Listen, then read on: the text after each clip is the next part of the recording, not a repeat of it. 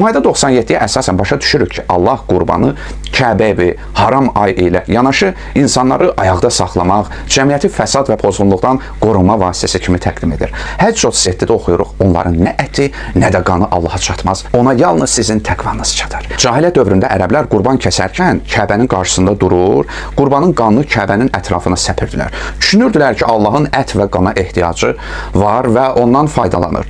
Bizdə də xurafat ənənə var, qurban qanını alına sürtürlər. Lakin Quran bildirdi ki, Allahın bu şeylərə ehtiyacı yoxdur. İslam baxımından qurbanlıq İbrahim Peyğəmbərin tövhid məktəbini və onun qurbanlıq ənənəsini yaşatmaqla yanaşı maddi faydaları da var. Qurbanlıq əti 3 hissəyə ayrılır. 1/3 qonşulara, 1/3 yoxsullara, 1/3 isə ailə üçün ayrılır. Yaxşı olar ki, son 1/3 də sədəqə kimi versinlər. Yaxşı, qurbanlığın hədəfi nədir? Qurbanlığın hədəfi tövhid və təqvanın kamalına çatmaqdır. Həqiqi tövhid insanın sahib olduğu bütün imkanları heç bir tərəddüd etmədən tam sevgi və şövqlə, elə İbrahim Peyğəmbər kimi qurban verməyə hazır olmasıdır.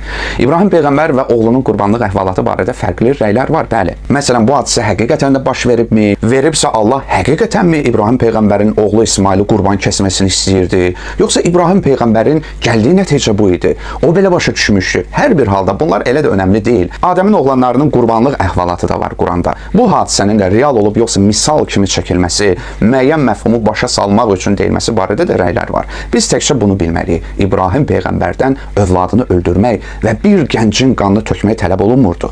Əksinə, məqsəd səmimi qəlbdən Allah üçün ən dəyərli sərvətlərindən keçə bilmək və saf bir ürəyə malik olmaq idi. Və innə min şiatihi ilə İbrahim iz cəə rabbəhu bi qalbin səlim. Safat 83-84-də oxuyuruq. Həqiqətən İbrahim onun, yəni Nuhun şiyələrindən, yəni ardıcılarından idi.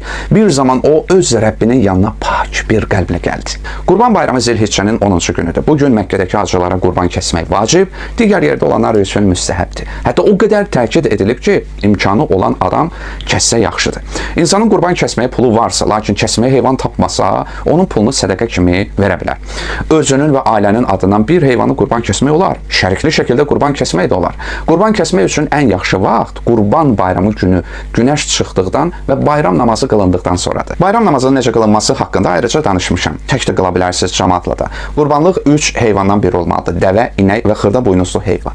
Dəvə 5 yaşdan, inək və keçi 2 yaşdan və qoyun isə 7 aydan kiçik olarsa onları qurban kəsmək caizdir. Qadınlar qurbanlıq heyvanı kəsə bilərlər və bu barədə xüsusi bir məhdudiyyət yoxdur. Əsas olan qurban kəsən şəxsin İslamın şəriət qaydalarına riayət etməsi və dini vəzifələrini düzgün yerinə yetirməsidir. Qurban bayramı oruç tutmaq haramdır.